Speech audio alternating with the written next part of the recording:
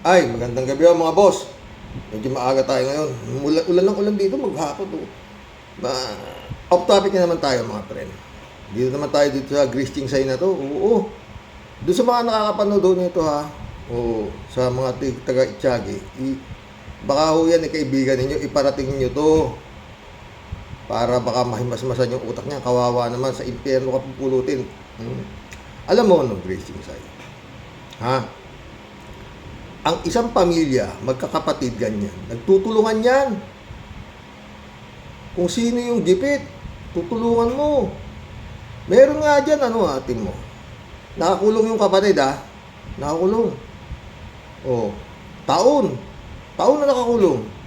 Sentensyado. Pero, yung magkakapatid, dinadalaw yung kapatid nila sa kulungan. At inilalaban pa yung kaso, talagang kung kaya pang huwag niya makaawa na diadasan na makalaya yung kanilang kapatid. At kung sakasakaling makalaya naman, tontuwa sila. Pati pamilyang naiwan ng kapatid, suportado nila hanggang sa kanilang makakaya. Kagaya ninyo. Nung wala kayo, maski na hindi maganda ang naging pakitungo ninyo sa asawa ko dahil nag-asawa siya agad. Ako nga, ayaw ni Papang. Di ba? Ayaw, dahil nag-aaral nga siya, kumbaga sa umibig, mga ganun. Alam mo na, kita mo, hindi ko naman pinabayaan, di ba? Maski walang-wala siya, o walang-wala kayo, nung nagkaroon, lumalapit yung tatay mo. Alam mo yan, Bichi? Tulo sa Maynila, mangungutang siya. Hindi siya nasero, hindi siya pinabayaan ni Bompin, hindi nagtanim ng sama ng loob si Bompin. Mama, hindi nagtanim ng sama ng loob.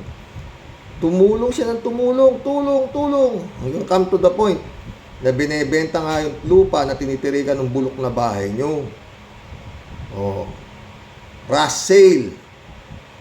Ano ba lang naman kayo kasi tinitira ninyo, ilang taong kayong niwala kayong bomba, niwala kayong kubeta. Si Bombing pa nga nagpagawa ng bomba sa inyo dahil bumalik na siya ng Isabela. Dahil nga yun, pupunta-puntahan ng tatay mo doon, di para hindi na siguro, bumalik na siya dito. Pagawa siya ng bomba. Ewan ko kung kahati ka raw, hindi ko alam, no? Kung kahati ka, Gristing Sign. Sino bumili ng lupa? Alam mo to, Bichi. Binili ni Bompin yung lupa na tinitirikan ng bulok na bahay nyo. Kasi nga mapapalayas kayo ron dahil nag-aagawan, puro mayayaman lalo yung tatay-tatayan ko na si Islaukiat. Talagang gustong mabili yun kasi dikit na dikit ng lupa niya. Kung walang Bompin, patay. Kung may Boy Chingsay, bakit kay Bompin pa kayo lumapit? 3 buwan pa bago na ibayaran yan si kupal na Boy Chingsay. Sinanlapan ni mama yung ibang mga pinadala kong alahas para lang mabilian. Ititirikan ngayon ng bahay yung nabili ng lupa ngayon dahil nga alam mo istorya niyan. Bichi. Yun. Nala ka naman si Bichi lang nakakalam. Alam nyo lahat yan. Na ang perang pinambili niya para kayo hindi mapalayas, pera muna ni Bompin.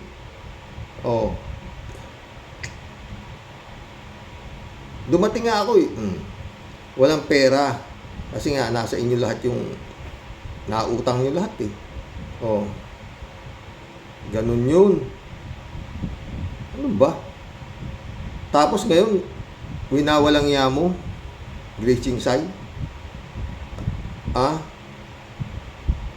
Kung talagang yung Boy Chingsay na yan, talagang napakalaki ng hindi na dapat makakarating na bubulabugin niyo pa si Bompin para utangan. Komo alam yung may pera. At saka mabait, alam yung mabait. Hindi kayo pahihindian. Marami pa kayong sabi, pupunta si Papang dito. Mabuti ka ako at ayos na kayo, hindi na siya galit sa iyo, mga ganun. Pero nasa amin ka na, Bichi, di ba? naghihiram ng pera, o pahiramin mo ka, wala ka gatol-gatol. Wala ka namang gasto sa amin eh.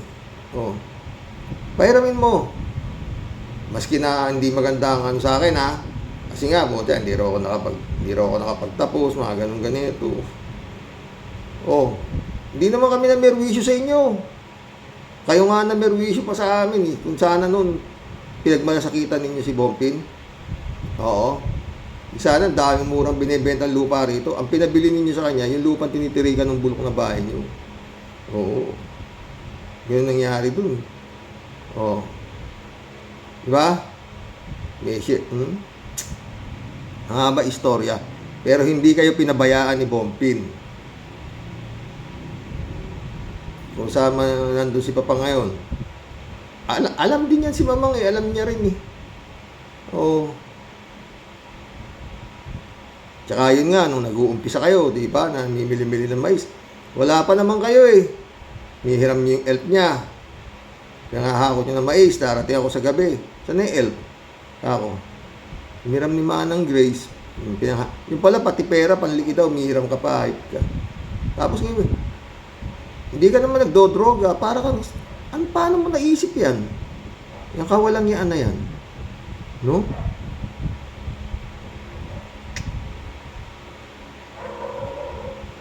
Ay, naku Lord. Grace Chingsay, ipahuli ang lahat sa'yo. Oh. Hindi mo yan madadala kung saan ka man pupunta. Si Mamang matanda na.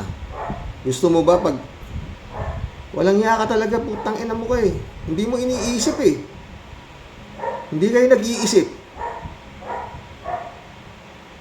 Basta makapanwapang ka lang, makapahirapan mo lang yung kapatid mo, gusto mo ba yun? May sakit siya, oh. Hindi naman kami humingi sa inyo pambili ng gamot, pero huwag naman mamerwisyo pa kayo. Bigay niyo yung para sa kanya. Oh. Kay Boy Chingsay nga, puta, ang grabe binigay mo dyan. Oh, yung hardware, grocery. Pinatayuan niyo pa ng bahay.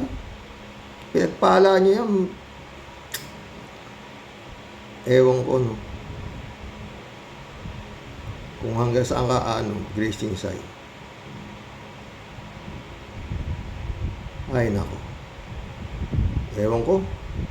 Bahala na ang Diyos. May Diyos eh. Hindi naman natutulog ang Diyos. Oo. Diba? Hindi lang, maaaring ngayon na nanalo ka, eh, pag umapila naman kami sana, manalo, ganun. Oo. Kasi talagang grabe itong dokumento mo, oo. Na nakalusot sa korte. Oo. Peke, pirma, lahat eh.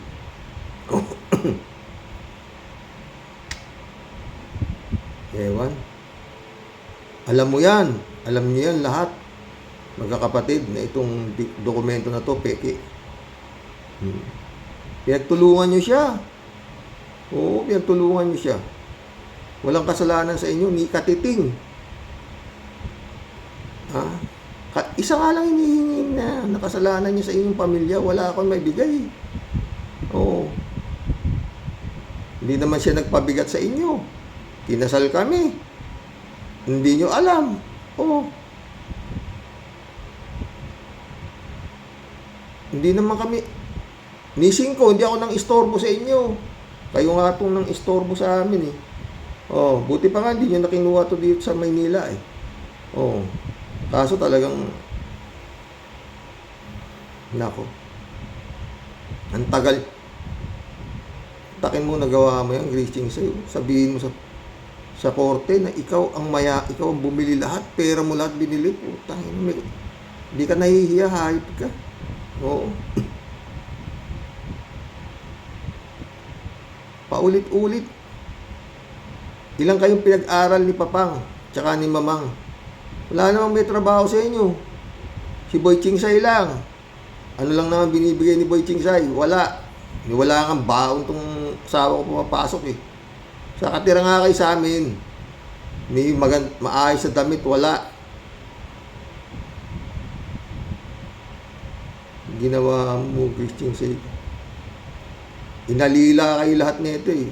Natanong nga si Mama eh. Di ba naitulong sa iyo si Boy Chingsay? Tutulong yan, sabi niya. Oh. Kinatulong kayo, kayong magkakapatid do sa bahay namin, no? Kusinera isa. Ikaw naman, babysitter ka, Christine Say ka. Si Bompi naman, tagalaba.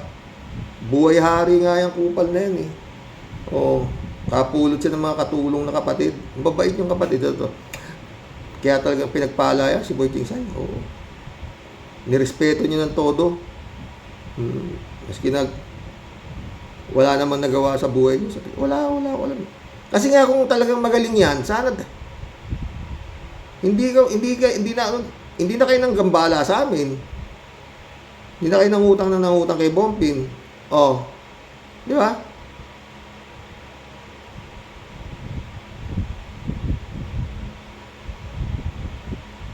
Grabe. Ay mga pre, pasensya na kayo ha. Nihihinga ko lang sa mga loob ko. Si mama hindi na ayaw magsalita eh. Sabi niya, ano lang, kausapin mo kasi nanay mo ka ako. Tanungin mo bakit ka pinabayaan. Eh sila, hindi naman natin sila pinabayaan, walang-wala sila. Oh. Wala nga kayong isang salita. Oh, ilang gabi-gabi yun halos pag darating ako, wala yung elf. Hiniram mo. Oh. Tsaka ang bait ko sa Grace Tingsay ikaw. Paulit-ulit, anong kasalanan ko sa'yo? Oh, ako na. Sa'yo na rin lahat yan. Hindi na kami habol. Ang bait ko sa'yo. Tatanggol pa nga kita sa chismis na kumakalat. Pagdidimanda pa kita, titistigo pa ako sa'yo. Kaibigan ko yung babanggain ko. Ayaw mo naman. Oh. Taki may issue sa'yo. Oh. Kalat na kalat pala yun. Putik ka. Ako na lang di nakakaalam dahil alam ko talaga napakabuti mong tao eh.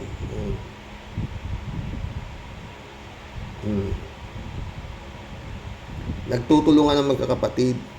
Hindi nagwawalang yan. Laking kawalang yan yung ginawa mo, gago ka. Taki mo, pineke mo yung pirma ng tatay mo para lang mabigyan mo yan si Crisnel na kupal na yan na donasyon na.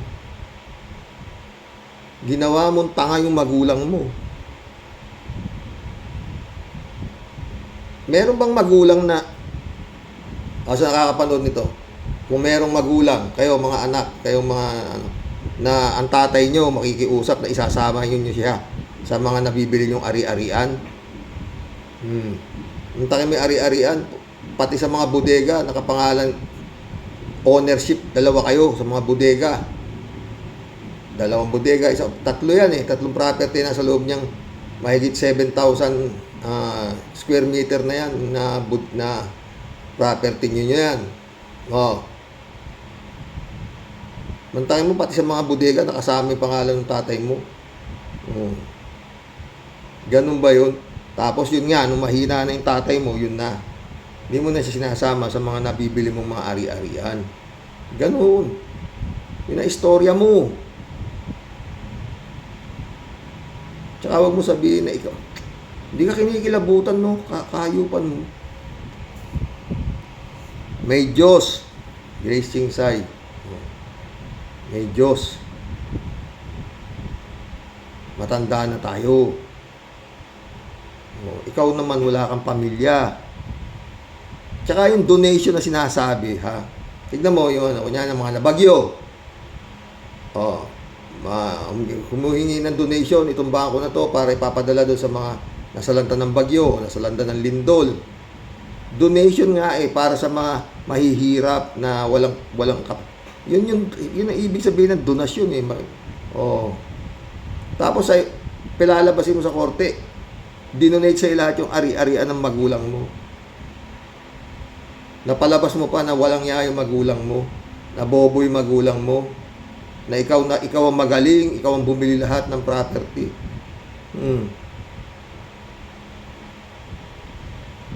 Diyos ko kayo.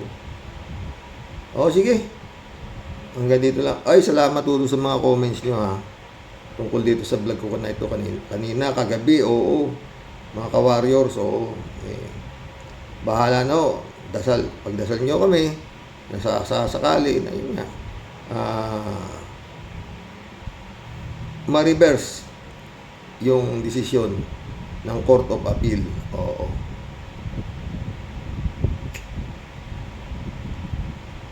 Pero talagang hindi ko inaasahan, mga pre. Kasi nga yung judge, Timano, nag-set agad na mediation dahil alam niya hindi pwede. Yung kung paano na nangyari. Totoo lang. Kasi,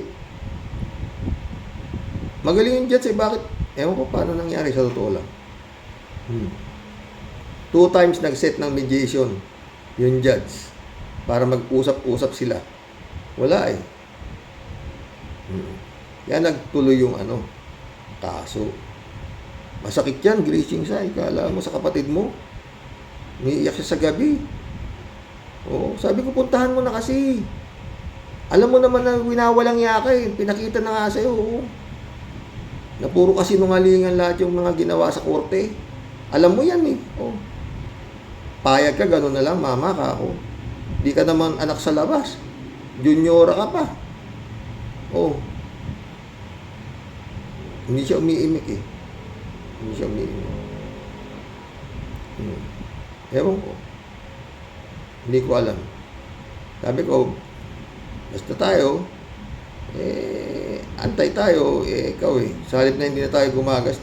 Hindi naman ganun bato ang nanay mo, kako, kausapin mo mabuti. Yung mahinahon ka lang, punta ka dun. Anong kasalanan ko sa'yo, mamang? Ba't mo ako pinabayaan? Ikaw naman, nung walang-wala kayo, hindi ko naman kayo pinabayaan. Ganun.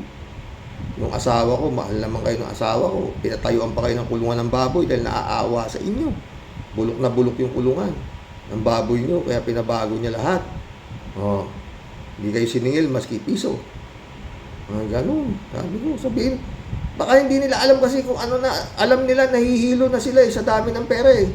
Kaya ikaw ang napagtripan na walang yain, na walang kasalanan.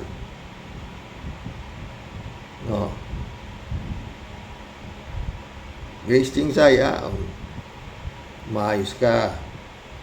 Baka hindi mo kaya yung karma. Oo. Tignan mo yung inaabot mo kapatid mo. Wala na. Karma yan. Tawag dyan. Taka mo walang bisyo, biglang nagkaroon ng ganong klaseng sakit na walang kagalingan.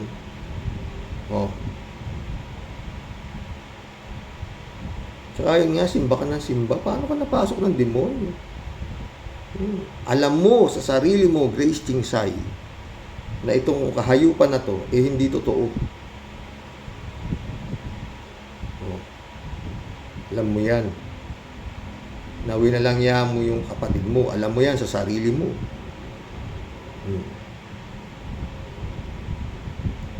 Buti sana kung pinabayaan ko whatsoever to, wala. Alagang-alaga ito. Oo. Hindi ko to napitik sa 48 years na pagsasama namin. Oo. Gaaway kami, kat-korte, gano'n. Pero never. Kung gago ko, di lumumuwi na sa inyo yan. Pinauwi ko na nga eh. Sabi ko, mama, kung nahihirapan ka dito, sabi ko, umuwi ka na sa inyo. Napakayaman na nyo, kako. Ayaw. Iwan mo na ako, kako. Kasi kung minsan sabi niya, pagod. Ba't ka nagpapagod? Kasi masipag siya mga friend Parang basta trabaho lang siya, trabaho sa tindahan niya o gano'n. Yun siya Sobrang bait ng kapatid mo, Gracie Sai, winalangya mo, putangin na mo ka. Demonyo kang hayop ka eh. Napakabait niya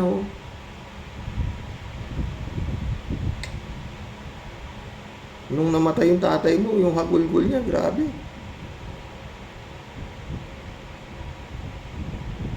Mahal na mahal niya kayo, putang ina mo. Winalangya mo. Napapamura ako eh. Totoo lang.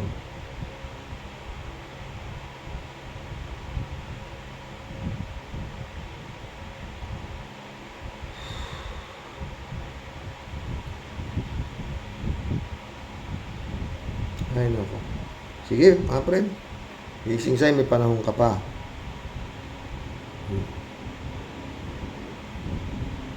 Ah, napakabigat ng kasalanan ginawa mo. Sa isang taong hanggang ngayon, wala kang maibigay na rason kung ba't mo siya winalangya. Huwag mo kong gagawing rason. Ha? Hindi ko yan pinabayaan. Oh. Kayo nga dumating ako sa buhay niyo, wala man lang kayong kaano-anong buhay niyo. Oo, di ba? Hindi siya tumira sa bulok na bahay. Nabutas-butas, hindi. Kagaya nung dinatnan ko kayo. Yung bahay niyo. Hindi ka na kailangan pang magbutas para mamboso, butas-butas na eh.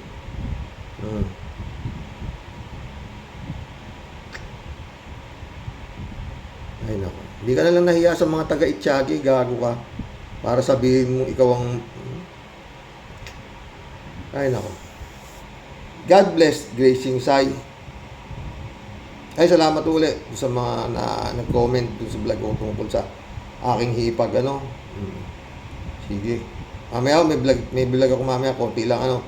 Ang topic po natin, si Idol Richard Hidarian at saka si Attorney Barry Gutierrez, no?